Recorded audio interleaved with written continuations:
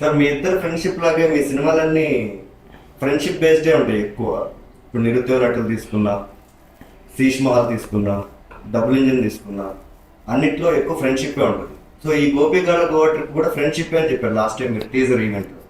ఏంటి దానికన్నా కారణం ఉందా ప్రత్యేకంగా? అంటే చిన్నప్పటి నుంచి ఏ సినిమా చూసినా అన్ని సినిమాల్లో ఫ్రెండ్స్ ఉంటారు కదా, మేబీ అది ఆబ్వియస్ ఎఫెక్ట్. సింపుల్. అంటే ఇప్పుడు శివాలో ఫ్రెండ్స్, అలా ఇంకా వెనక్కి ఎంత ప్రతి సినిమాలో హీరోకి ఫ్రెండ్స్ ఉంటారు. ఆర్ ఫ్రెండ్షిప్ కథలు చాలా ఉంటాయి. అండ్ ఫ్రెండ్స్ మధ్య మాట్లాడుకోగలిగే మాటలు ఏది పడితే అది, నువ్వు ఇంట్లో వాళ్ళతో మాట్లాడలేనివి, నీ బ్రదర్తో మాట్లాడలేనివి. So friendship subject is always very interesting. ఎన్ని తీసినా తీయాలనిపిస్తుంది. మీరు చెప్పండి రోహిత్ గారు, ఇప్పుడు మీ ఇద్దరు ఫ్రెండ్షిప్ మీరు గత 10 ఏళ్ళుగా మీ ఇద్దరు కలిసి పనిచేస్తున్నారు కదా. సో మీ ఇద్దరు ఫ్రెండ్షిప్ కూడా మీ సినిమాలో ఏమన్నా ఇట్లా రిప్రజెంట్ చేస్తూ అలా చేస్తుంటారు? ప్రతి సినిమాలో ఉంటుంది ఎంతో కొంత. అదే లైక్ ఫ్రెండ్షిప్, అదే like love story. This is ఒక డైనమిక్ కదా మనుషుల మధ్య. ఎస్పెషలీ గోపిగాళ్ళ గోవా ట్రిప్లో ఇద్దరే ఫ్రెండ్స్ కాబట్టి బాగానే ఐ కెన్ ఆల్వేస్ సీ మా ఇద్దరు కూడా కనిపిస్తూ ఉంటుంది వాళ్ళ పర్సనాలిటీస్లో. బా చాలా ఫార్మల్గా చెప్తున్నాగా, బాగుంది. నైస్. అంటే సినిమాలో కూడా like there is a character called JD and Gopanna. వాళ్ళిద్దరు friends. JD and Jane are friends. JD and who is this guy Gopalakrishna are friends. అంత అనుకుని చేసేదేం కాదు, రాస్తున్నప్పుడు జరిగే ప్రాసెస్. సో ఇప్పుడు గోవా బ్యాక్డ్రాప్ ఎంచుకోవడానికి ఏదైనా పర్టికులర్గా ఏమైనా రీజన్ ఉందా సార్? అదే నేను చాలా వాటిలో చెప్పినట్టు, నేను ఎప్పుడు గోవా చూడలేదు నా లైఫ్లో. ఈ సినిమాతో గోవా ట్రిప్ కూడా అయిపోతుందని వెరీ పర్సనల్ రీజన్ అది. ఓహో, అంటే మీరు కథ అనుకున్నప్పుడు ఏమనుకోలేదు సార్, జస్ట్ పర్సనల్ రీజన్ మీద సినిమా తీసారా? ఇద్దరు గోపీలు ఉన్నారు, వాళ్ళు ఏం చేస్తే బాగుంటుంది, గోవా వెళ్తే ఎలా ఉంటుంది. అండ్ మాకున్న క్యారెక్టర్స్ కూడా ఇద్దరు పల్లెటూరు వాళ్ళు అవ్వడం వల్ల, అంటే పల్లెటూరులో వాళ్ళు ఒక బిజినెస్ చేసుకుంటున్న పీపుల్. అలాంటి వాళ్ళు ఇద్దరు ఎప్పుడు గోవా వెళ్ళని వాళ్ళు గోవా వెళ్తే ఎలా ఉంటుంది. ఒక ఎవడో ఏదో చెప్పాడు గోవాకి వెళ్తే ఏదో జరిగిపోతుంది, ఇలా చేయొచ్చు అలా చేయొచ్చు అంటే, అదే ట్రైలర్లో ఉన్న విషయమే. తెల్లపూరి కోసం గోవా వెళ్ళటం. ఆడియన్స్ మీ సినిమాకి రావాలి అంటే ఒక ఏదో ఒక ఉండాలి కదా సార్, ఎందుకు మీ సినిమా చూడాలి అలాంటిది ఏమన్నా చెప్తే మీరు, సో మా మీడియా ద్వారా అది ప్రజల్లోకి చేరి మీ సినిమా చూస్తున్నారు. అంత యూనిక్ ఎలిమెంట్ ఏం లేదు. నాకు అనిపించేది ఒకటేంటంటే, 2 ఇన్నోసెంట్ బాయ్స్, అంటే మహా అయితే హైదరాబాద్ దాకా వచ్చి ఉంటారు వాళ్ళ ఊరి నుంచి, అంతమించి వాళ్ళు పెద్ద తిరగలేదు. అలాంటి 2 ఇన్నోసెంట్ బాయ్స్ ఒకటి ఏదో ఆశించి ఊర్లో ఎవడో ఏదో చెప్పాడని నమ్మి, ఇది జనరల్గా జరిగేది. ఎవరన్నా ఇప్పుడు ఒక ఏజ్ గ్రూప్ వాళ్ళు ఏంటి, బ్యాంకాక్ వెళ్తే అదిరా ఇదిరా అని ఏదో చెప్తారు, అది విని వెళ్ళాలని ఎట్లన్నా చూడాలరా మనం కూడా అనుకునే ఫ్రెండ్స్. సో దీంట్లో ఇద్దరు ఫ్రెండ్స్ ఆ ఊర్లో ఒక పొరంబోక్ టైపు గోపన్న అనేవాడు చెప్పింది విని, నేను అంటే ఆ innocence and friendship is what key elements. మీరు గోవాకి వెళ్ళలేదు అని పర్సనల్ రీజన్ ప్రొఫెషనల్గా మార్చుకొని మూవీ తీశారు, మరి నెక్స్ట్ మూవీ ఎక్కడికి వెళ్దాం అనుకుంటున్నారండి? అంటే అలా ఏం లేదు పర్టికులర్గా ప్రస్తుతానికి. అంటే పర్సనల్ రీజనే ఫిలిం అవుతుంది కదా. మీరు I don't know which paper you are, which website. ఇప్పుడు ఒక డైరెక్టర్కి ఒకటి ఎక్స్ప్లోర్ చేయాలని ఉంటుంది, లేకపోతే ఒక రైటర్కి ఇక్కడ నా కథ సెట్ అయితే ఎలా ఉంటుంది. అండ్ మేము ఇప్పుడు దాకా తీసిన ప్రతి దాంట్లో కూడా ఒక కథ ఎక్కడ సెట్ అయి ఉంటుందని చాలా ఇంపార్టెంట్. అది విజయవాడ, వరంగల్. సో ఇది గోవా. మేము ఇప్పటివరకు అలాంటి ఎగ్జాటిక్ లొకేషన్లో షూట్ చేయలేదు. అండ్ మా కెమెరామెన్ ఎలా చేస్తాడు, అండ్ మనం ఎంత ఇన్ని రోజులు అంటే హైదరాబాద్, వరంగల్ చుట్టుపక్కల ఏదో చేసాం పర్మిషన్ లేకుండా. అట్లా ఇటువంటి ఒక గెరిల్లా అప్రోచ్నే మనం గోవాలో చేయగలుగుతామా, చేస్తే అది ఎలాంటి ఫిలిం బయటకు వస్తుంది అన్న రకరకాల రీజన్స్. మాకు కూడా ఇన్నోసెంట్ ప్లేసే. అంటే రోహిత్ ఒకసారి వెళ్ళాడు, అక్కడ ఏదో షూట్ చేశాడు, బట్ ఒక ఫీచర్ లెంత్ ఫిలిం తీయటం ఈజ్ వాట్ ఎక్సైటింగ్ ఐడియా. ఇది హిట్ అయితే మరి నెక్స్ట్ ఏంటి, థాయిలాండ్ అంటారా, వేగాస్ అంటారా? అంటే దొరికే నిర్మాతను బట్టి ఉంటుందండి. అతను ఎంత, ఇప్పుడు మా నిర్మాత చాలా గోవా అనగానే గో అన్నాడు. సో బ్యాంకాక్ అనగానే పద అని ఇంకో ప్రొడ్యూసర్ దొరికితే definitely Bangkok, why not. Sir ఇప్పుడు సినిమాలో బూతులు అనేవి బాగా ట్రెండ్ అయిపోయాయి సార్. మనం చూసుకుంటే ట్రైలర్లో కే ర్యాంప్లో కానీ, నాని గారి సినిమా ప్యారడైజ్లో కానీ, ఇలా ఇప్పుడు బూతులు అనేవి చాలా ఈజీ అయిపోయాయి, నార్మలైజ్ అయిపోయాయి. అలా ఈ సినిమాలో ఏమన్నా మీరు అంటే ఫ్రెండ్షిప్ ఊరు నుంచి వెళ్ళిన ఇద్దరు కుర్రవాళ్ళు అంటున్నారు కదా, అలాంటి బూతులు ఏమన్నా ఉన్నాయా? యాక్చువల్లీ ఈ సినిమాలో ఒకే ఒక్క సీన్లో బూతులు ఉంటాయి. అది కూడా క్రియేటివ్గా దాన్ని బీప్ చేసాం. అది కాకుండా అస్సలు వద్దనుకున్నాం ఈ సినిమాలో, చాలా కాన్షియస్గా లెట్స్ నాట్ అదే కస్ వర్డ్స్ వాడొద్దని. అండ్ చాలా క్లీన్ ఫిల్మ్ అనుకున్నాను నేను సెన్సార్ స్క్రీనింగ్ అయ్యేదాకా. కానీ సెన్సార్ వాళ్ళు ఆల్మోస్ట్ ఒక 30 cuts రెడీ చేశారు. అదే సార్, ఇప్పుడు ఏ సర్టిఫికేట్ ఇవ్వడానికి గల కారణాలు ఏంటి? ఇప్పుడు బూతులు మీరు ఏదో టెక్నికల్ గా మార్చేసాను అన్నారు, అంటే కాంటెంట్ కి వాళ్ళు ఏ సర్టిఫికేట్ ఇచ్చారా? Theme adult theme. ఈ సినిమాని మహిళలు ఎలా చూడాలి సార్? ఇప్పుడు గోపి గాళ్ళ గోవా ట్రిప్ అనే సినిమాని యూత్ కి చూపిద్దాం అనుకున్నారు, ఏ సర్టిఫికేట్ ఇచ్చారు? మహిళలు ఎలా కన్సిడర్ చేయాలి? ఈ సినిమాకి వెళ్ళాలా వద్దా? ఇప్పుడు పోస్టర్ చూసుకున్నా సరే మీరు చాలా అంటే బోల్డ్ గా అంటారు కదా, చాలా బోల్డ్ గా ఉంది. సో దీన్ని ఎట్లా కన్సిడర్ చేయాలి? విమెన్ చూడొచ్చా ఈ సినిమా? డెఫినెట్లీ చూడొచ్చు. Primarily it's a funny film. Okay, it's అదే చేసానంటే it's a funny film of 2 innocent characters. అంటే ఇప్పుడు వస్తున్న చాలా సినిమాలతో లేకపోతే 15 ఏళ్ళుగా ఎప్పటి నుంచి అయినా సరే తెలుగు సినిమాలో ఎక్స్పోజింగ్ లేకపోతే ఐటమ్ నంబర్స్ ఇవన్నీ ఫ్యామిలీస్ అంతా కలిసి చూసినవే. బట్ ఇది ఫ్యామిలీస్తో చూడక్కర్లేదు, గర్ల్స్ అండ్ బాయ్స్ వాళ్ళ ఫ్రెండ్స్తో వెళ్ళి అంత మహిళలు ఎలా చూడాలి అలా ఏం లేదు, అంత ఇబ్బంది పెట్టేటట్టు ఏం ఉండదు. అలాంటి సినిమా చూడొచ్చు. సో 18+ వాళ్ళందరూ ఈ సినిమా చూడొచ్చు. Yes. ఇప్పుడు గోవా వాడారు అంటే గోవాలో డ్రగ్స్ కూడా చూపించారా సార్? లైట్గా చూపించారు. అదే గోవా అనగానే ఫస్ట్ డ్రగ్స్ స్కామ్స్ కదా, అంటే మన సినిమాల్లో మోస్ట్లీ చూసేది. అంత ఆబ్వియస్గా ఏం ఉండవు అసలు సినిమాలో. సరే, ఇప్పుడు రెగ్యులర్ సినిమాలో గోవా అనగానే ఏదైతే ఉంటుందో అది ఉండదు, ఇది చాలా కొత్తగా ఉంటుంది అని చెప్పారు. టీజర్ లాంచ్ ఈవెంట్లో కానీ మీరు Q&Aలో కానీ శశి గారు పర్టికులర్గా మీరు చెప్తున్నప్పుడు, సో ఇది రెగ్యులర్ సినిమాలో ఉండదు అని మీ నుంచి ఎక్కువ వింటుంటాం మేము. అంటే మీరు తీసిన ముందు శీష్ మహల్ కానివ్వండి, డబుల్ ఇంజన్ కానివ్వండి. సో నిజంగా నా 2 సినిమాలు రెగ్యులర్గా లేదు. రెగ్యులర్గా అంటే 90% ఆఫ్ ద కమర్షియల్ సినిమాస్ ఎలా ఉంటాయో అలా లేదు. సో ఈ సినిమా కూడా అలాగే ఉండిపోతుందా? ఇంకా మేము తీస్తే అలానే ఉంటుంది కదా. అంటే ప్రతి సినిమా డిఫరెంటే మ్యాన్. అంటే ఎవరి సినిమా ఒక డైరెక్టర్ ఎలా దాన్ని చూపించాలనుకుంటాడో చెప్పే కదా. మాకు ఇది చాలా ఒక different kind of film. Sir, మీరు ప్రతి సినిమా చాలా కొత్త వాళ్ళతోనే తీస్తుంటారు. సో ఎందుకు దానికి ఏమన్నా పర్టికులర్గా కారణాలు ఉన్నాయా? వీళ్ళతోనే తీయాలి అని, లేదా మీరు కథ అనుకున్నప్పుడే యాక్టర్స్ మైండ్లో ఊహించుకుంటారా? డబ్బులు సరిపోక ఈ యాక్టర్స్తో చేసేద్దాం అనుకుంటారా? ఎలా ఆలోచిస్తారు మీరు ఇద్దరు? ఎందుకంటే ప్రతి సినిమా మీరిద్దరు రైటింగ్ దగ్గర నుంచి సినిమా రిలీజ్ అయ్యి బయటకు వచ్చి OTTకి వచ్చేంత వరకు మీ ఇద్దరు కలిసే చేస్తారు కాబట్టి, సో మీ ఇద్దరు నుంచి మేము ఆన్సర్. అంటే కొత్త వాళ్ళతో ఒకటి కంఫర్ట్, అంటే డబ్బుల పరంగా కానీ కొత్త వాళ్ళు ఎప్పుడు అసలు కెమెరా ముందుకు వస్తే చాలు ప్రూవ్ చేసుకుందామనో, లేకపోతే రోహిత్ అండ్ శశి చెప్పించి చేయడానికి వీలైనంత ట్రై చేద్దాం, ఇది ఒక మంచి ఆపర్చునిటీ అనుకుని ఆ కసో ఏదో ఒకటి ఉంటుంది కదా, అదొక element. And availability and definitely కొత్త వాళ్ళతో ఇట్స్ ఆల్వేస్ ఎక్సైటింగ్. అంటే ఆల్రెడీ వీళ్ళ మీద కెమెరా పెట్టాము, ఈ యాక్టర్స్ మీద రిపీట్ చేస్తూ ఉంటాము. ఇంకోటి మీరు అడిగింది కథ, అంటే యాక్టర్స్ని అనుకుని రాస్తారా లేకపోతే అనుకున్నాకంటే రెండూ జరుగుతాయి. మా చుట్టూ ఉన్న యాక్టర్స్ మాకు పరిచయం అంటే ఒక 30-40 మంది యాక్టర్స్ తెలుసు మాకు, అమ్మాయిలు కానీ అబ్బాయిలు కానీ. ఫస్ట్ ప్రయారిటీ వాళ్ళలోంచే వస్తుంది, ఎక్కడో ఎవరినో ఎతికి పట్టుకొద్దామని ఉండదు. ఈ 30-40 మంది ఎవరున్నారు, దాంట్లో ఇంకా దగ్గరగా తిరిగే కొంతమంది వాళ్ళని పెట్టడం. మేబీ నెక్స్ట్ ఫిలిం నేను పర్సనల్గా అనుకుంటున్నది అసలు కంప్లీట్గా ఇప్పటివరకు అవంతిలో చెయ్యని వాళ్ళు, ఒక్క ఫ్రేమ్లో కూడా కనపడని వాళ్ళతో కొత్త వాళ్ళతో పనిచేయాలనుంది. మేబీ నెక్స్ట్ అది మళ్ళీ కొత్త వాళ్ళే నాకైతే. సార్, ఇప్పుడు డబుల్ ఇంజన్లో కొంతమంది ప్యాడింగ్ ఆర్టిస్ట్ని పెట్టారు, గాయత్రి గుప్తా గారిని, విశ్వేందర్ రెడ్డి గారిని. ఇలా సినిమాల్లో ఆల్రెడీ చేస్తున్న వాళ్ళని మీతో ఆల్రెడీ పనిచేశారు కాబట్టి వాళ్ళతో చేశారు.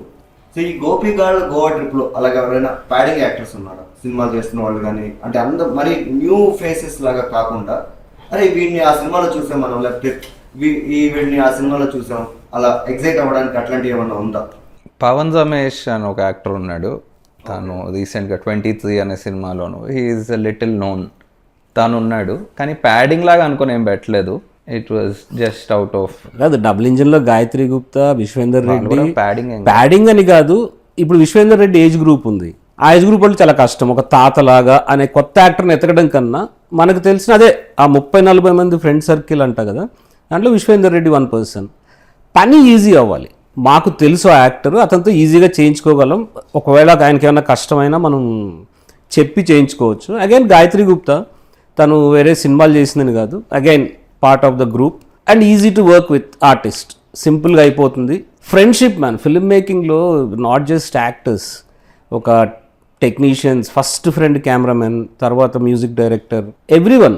వీళ్ళు ఎంత ఫ్రెండ్స్ అయ్యి నువ్వు వాళ్ళతో ఎంత ఇంటరాక్ట్ అవుతావో, ఎన్ని రాత్రులు బీర్లు తాగుతావో, ఎన్ని రాత్రులు ఆర్గ్యుమెంట్లు చేసుకుని తిట్టుకుంటారు, కొట్టుకుంటారు. ఆ friendship works a lot on location. ఇప్పుడు చాలామంది లేదా కెమెరామెన్లను తీసేయటం, కొత్త వాళ్ళు అసలు కెమెరామెన్ పేరు సగం చేయించి ఇంకోటి పెట్టుకోవడం, అసలు ఎందుకు జరుగుతుంది అది?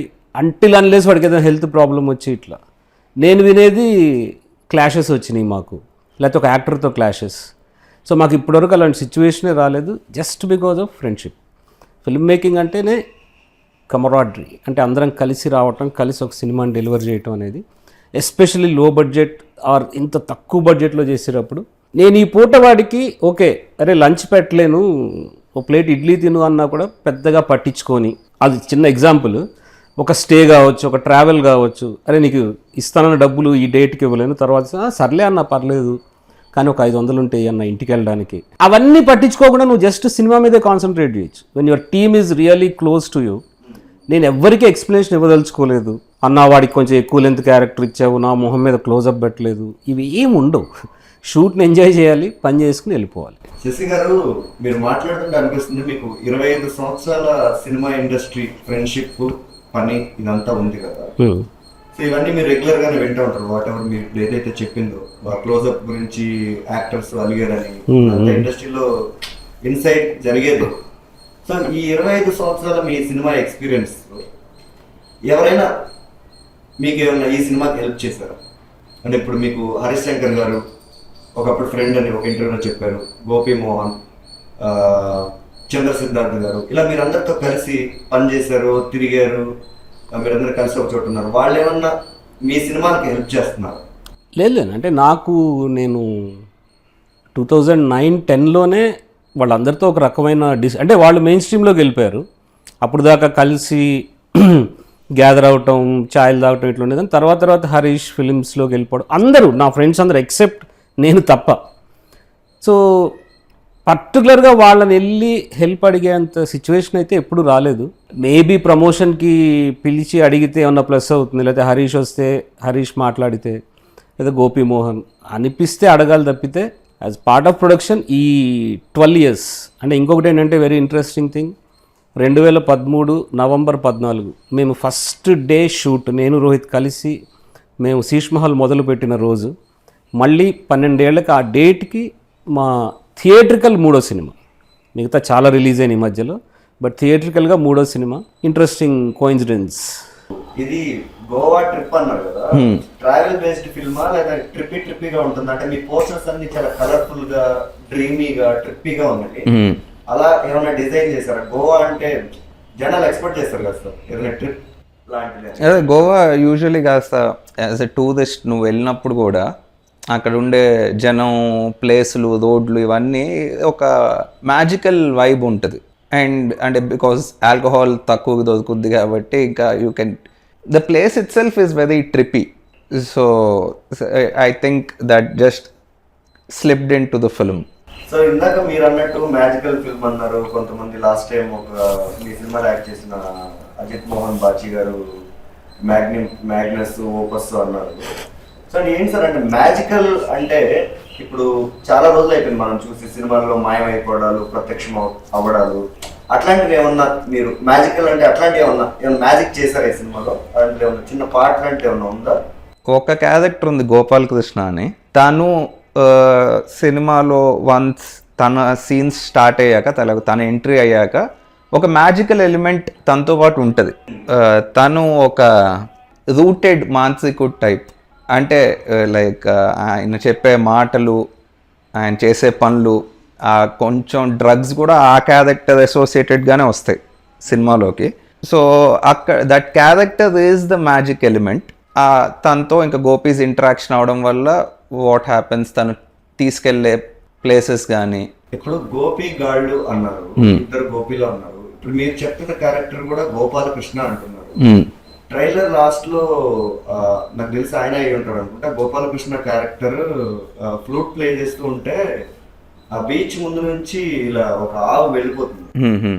సో అంటే గోపీలు గోపాలకృష్ణ ఈ ఆవు రావడం అంటే ఏంటి సార్ దీనికి శ్రీకృష్ణుడికి ఏమన్నా సంబంధం ఉందా? అంటే ఇప్పుడు చాలా తెలుగు సినిమాలు ప్రతి సినిమాలో హిందూయిజం లేదా ఎనీ దేవుడు అనేది చాలా ట్రెండ్ అయిపోయింది, ఖచ్చితంగా చూస్తున్నారు, చాలా మనసుకి హత్తుకోండి ఇలాంటి సినిమాలు అని చెప్పి అందరు నిర్మాతలు దర్శకులు కూడా చెప్తున్నారు ఇలాంటి సినిమాలు తీయాలి, మనం మన ధర్మాన్ని మనం పాటించాలి. అలాంటిది ఏమన్నా శ్రీకృష్ణుడు అలాంటివి ఏమైనా ఉన్నాయా సార్ ఇందులో?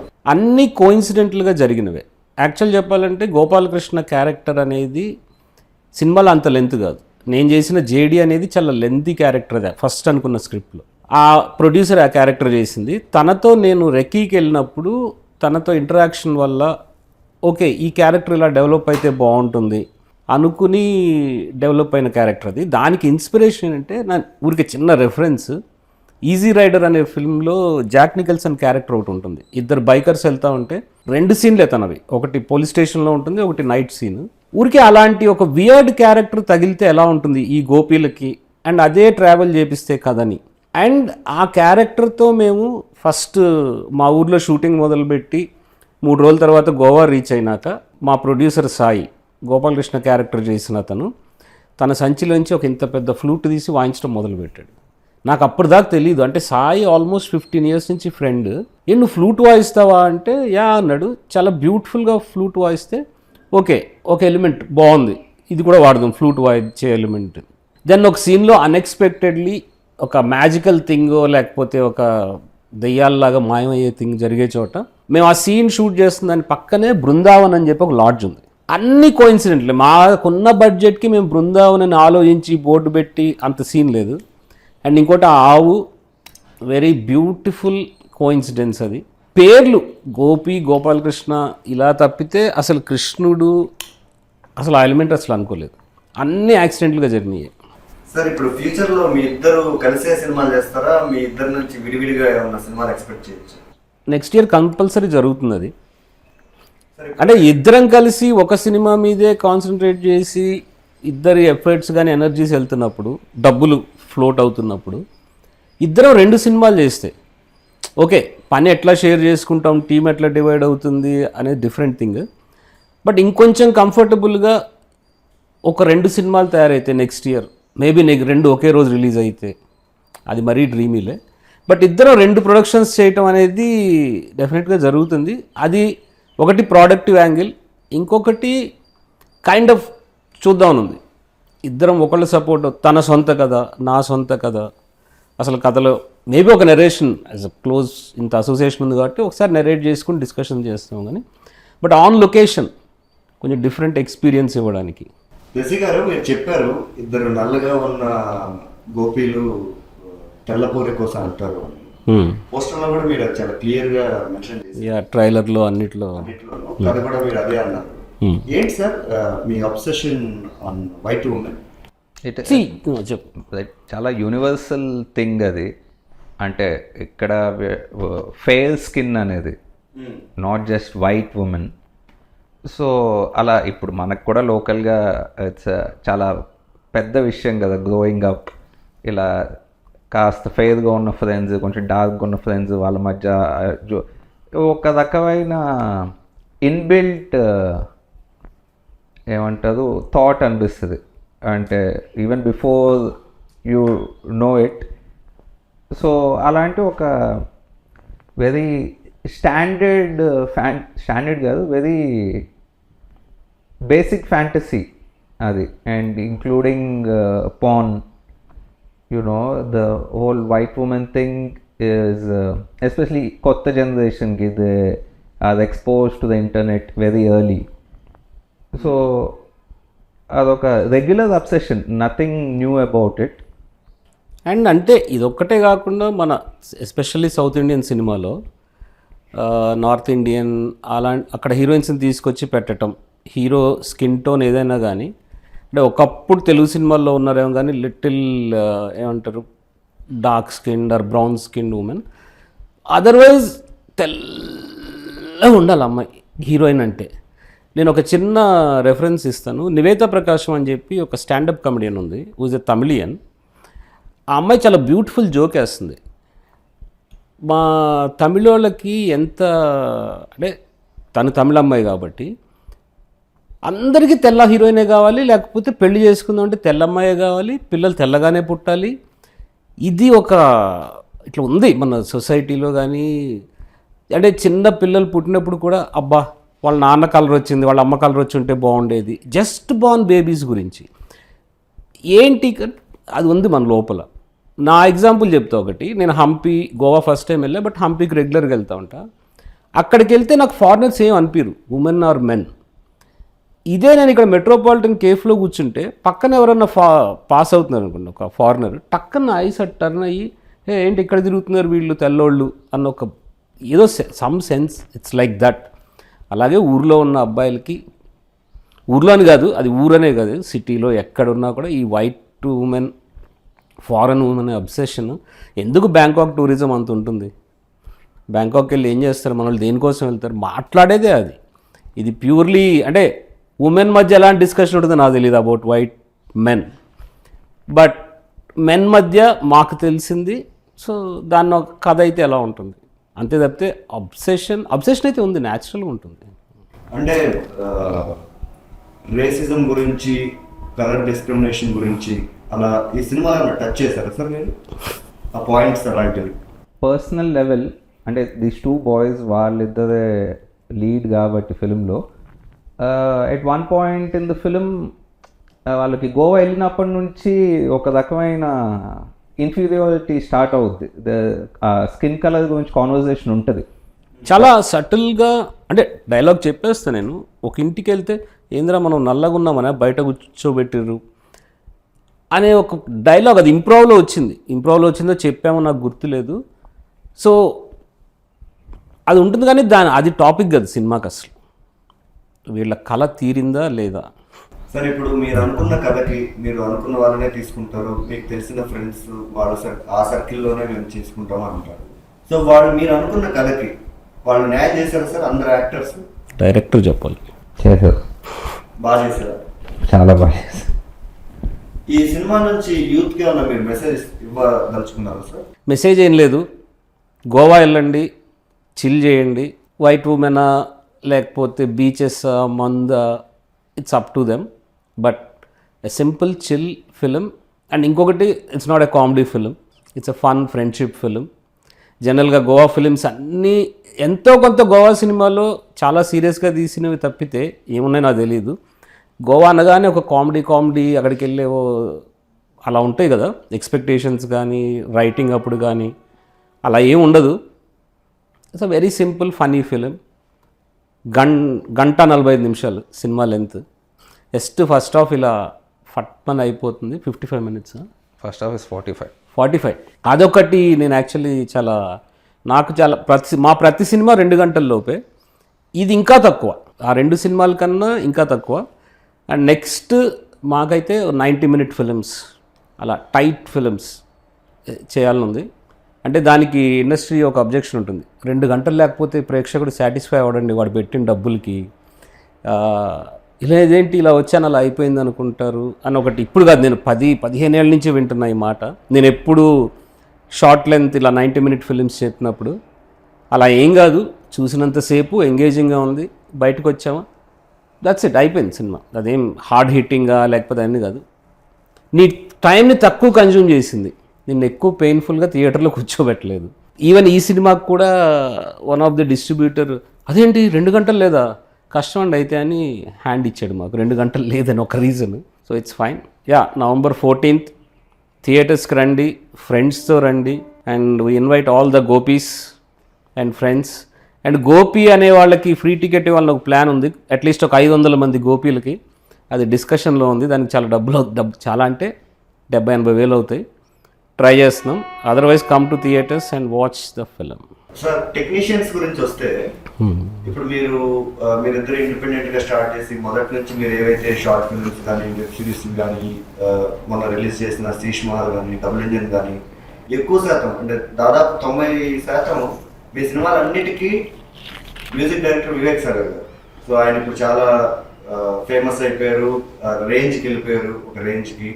సో అందుకని ఈ సినిమాలో పని చేయలేదా, లేకపోతే ఏదైనా వేరే కారణాలు ఏమన్నా ఉన్నాయా వివేక్ సాగర్తో పని చేయకపోవడానికి ఈ సినిమా? మొదలుపెట్టినప్పుడు తను డేట్స్ మ్యాచ్ అవ్వలేదు. అండ్ రవితో మాకు ఇది మూడో ఫిలిం. వి డెడ్ ఒక షార్ట్ ఫిల్మ్ చేసాం, ఒక 1 hour ఫిల్మ్ చేసాం. సో రవి కూడా మాకు కొత్త ఏం కాదు, is already somebody we work with. And స్మదన్తో చాలా చేసాం.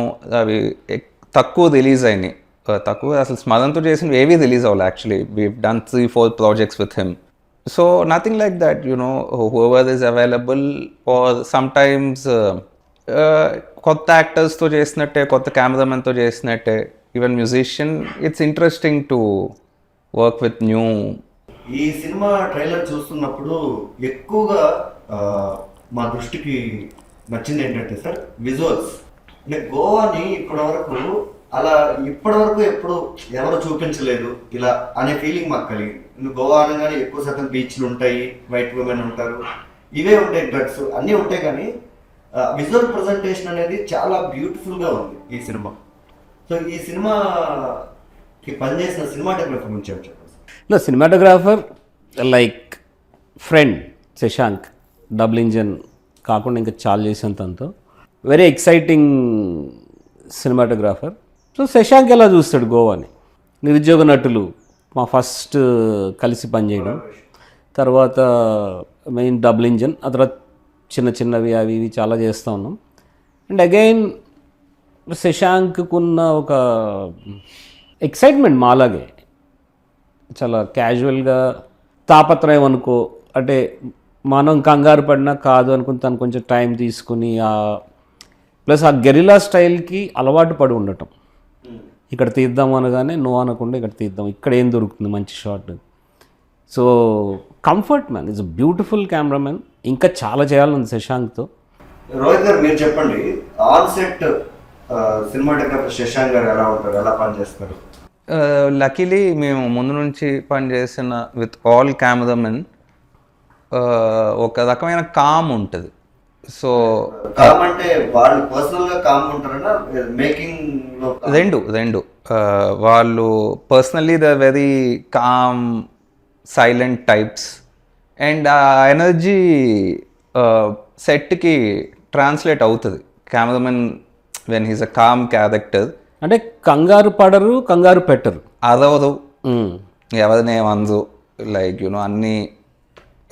It is a very important thing, especially in sync sound shoot. Especially ఇలా లొకేషన్ పర్మిషన్స్ లేకుండా చాలా చోట్ల తీసినప్పుడు you need a calm group of people.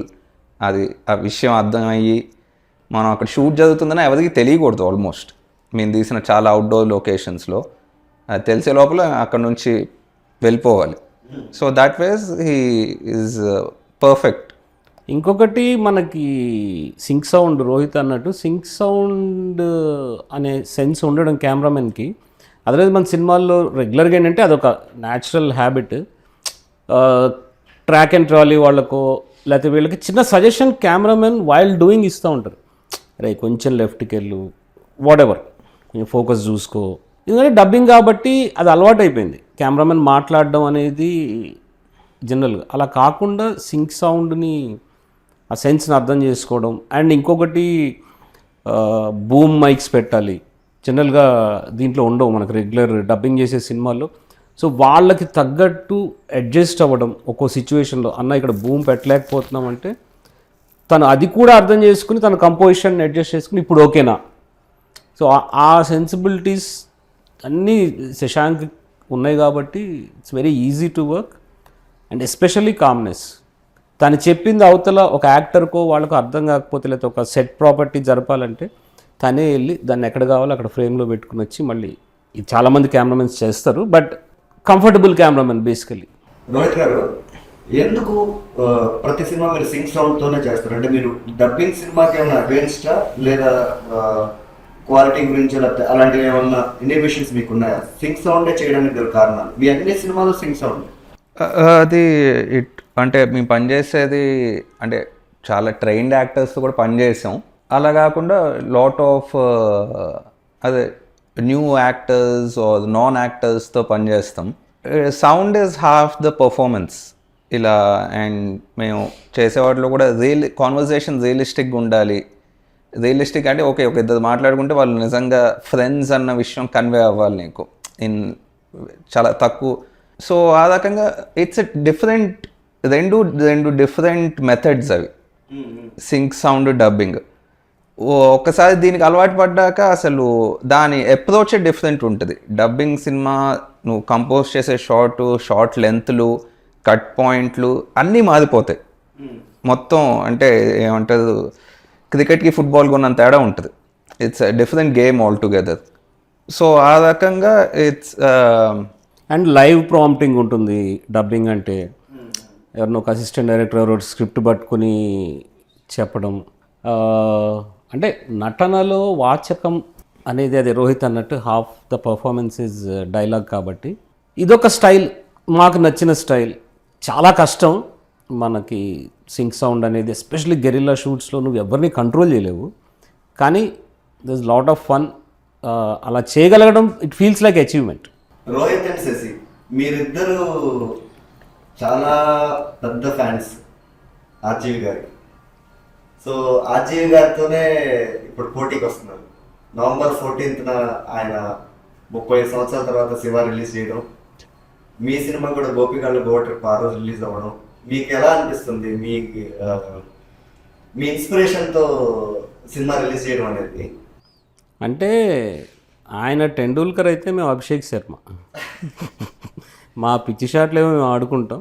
ఆయనతో పోటీ అనే ఉంది కానీ but it's definitely same feeling. అంటే టెండూల్కర్ అభిషేక్ శర్మ ఓపెనర్స్గా దిగితే ఎలా ఉంటుంది దట్ యంగ్ ప్లేయర్కి. లైక్ ఆయన సినిమా రోహిత్ అడిగాడు ఏం చేసి వెళ్దామా ఫస్ట్ డే శివాకి అని. అంటే నేను రానన్నా. అంటే నేను ఏదైతే చూశానో 36 ఏళ్ళ క్రితం 10 సార్లు చూసుంటా. 1989లో రిలీజ్ అయినప్పుడు. తర్వాత టీవీలో లేకపోతే యూట్యూబ్లో నేను రోహిత్ అప్పుడప్పుడు కొన్ని షార్ట్స్ పెట్టినైతే నేను ఒక్కడిని కొన్ని చూడటం, ఎస్పెషల్లీ రఘువరన్ సీక్వెన్సెస్ కానీ ఇవి. అండ్ ఆర్జీవి ఇంటర్వ్యూస్ చాలా వినటం శివ గురించి. అండ్ నేను ట్రైలర్ చూసా, నాకెందుకో నేను కనెక్ట్ అవ్వలేకపోయి. ఇది కొంచెం వేరే ఫిల్మ్ లాగా ఉంది, అంటే ప్రజెంట్ డే ఫిల్మ్ లాగా ఉంది. కలర్ కరెక్షన్ చాలా బాగుంది, క్వాలిటీ హై క్వాలిటీ. ఏంటో అంత బ్లూగా ఉంది cinema. This lot of blues. Plus ఇప్పుడు వెళ్తే అందరూ రీల్స్ చేయడానికో, నాగార్జున రాగానే ఒక రీలు, చైన్ మీద ఒక రీలు, కెమెరాలు పట్టుకుని రెడీగా ఉంటారు. నువ్వు ఎంత లేట్గా అన్నా వెళ్ళు, కానీ అట్మాస్లో చేశారు. నాకేమో సౌండ్ ఎవరైనా రోహిత్ వెళ్ళి చూస్తే రోహిత్ చూస్తాడేమో. ఫస్ట్ డే మేము ఇద్దరం శివాకి వెళ్ళటం ఇంకా బాగుంటుంది. పక్కన గోపిగాళ్ళు ఉంటే మేము ఇద్దరం శివాకి వెళ్ళటం. కానీ నాకైతే శివ చూడాలని లేదు. నాకు ఏ మెమరీ అయితే ఉందో అంతే, దట్స్ ఇట్. రోహిత్ గారు మీరు చెప్పండి. ఇది శివ 89లో వచ్చింది. ఇది మా 2025లో ఇప్పుడు ఒక్కటి లాంగర్ టేక్స్ ఉండవు ప్రజెంట్ డే ఫిలిమ్స్లో. ఎడిటింగ్ ఇస్ మచ్ క్విక్కర్, ఎక్కువ కట్స్ ఉంటాయి. So I think November 14th థియేటర్స్లో Shiva and 3GT will be the only 2 films with long takes. Oh wow. So అదే చేసి ఎప్పుడు అంటూ ఉంటాడు ఇలా, మేము కాస్త old American indie film documentaries కానీ బెంగాలీ సినిమాలు కానీ మనం చూసినప్పుడు రాంగ్ టైంలో పుట్టాను రోహిత్ అని. సో అలాగా it will be a soul connection as far as long takes go అనిపిస్తుంది. అది Shiva is full of action and very intensely emotional film. మాది it's the other side of the spectrum. It's a very అంటే simple. మాకున్న fans కూడా, మాకు చాలామంది RGV fans ఉంటారు. వాళ్ళ ప్రయారిటీ ఏంటి? శివాకి వెళ్తారా, గోపికళ్ళ గోవా ట్రిప్? నాకు ఒక అతను మెసేజ్ పెట్టాడు దేనికి వెళ్ళమంటారు అని, రెండు చూడండి అని పెట్టాను. శివాకి చాలామంది వెళ్తారు, బట్ మీరు గోపికళ్ళ గోవా ట్రిప్కే రండి, దాని తర్వాత శివ చూడండి. అంటే వీళ్ళు ఏందిరా ఇది సావగొట్టారు, శివ చూస్తే ఏమన్నా రిలీఫ్ ఉంటుందేమో అనిపించవచ్చు. లేదా ఇది చూసినాక అది చూద్దాని 3GTకే రండి. ఎస్పెషల్లీ అవంతి ఫ్యాన్స్ 3GTకి రండి, తర్వాత శివ చూడొచ్చు.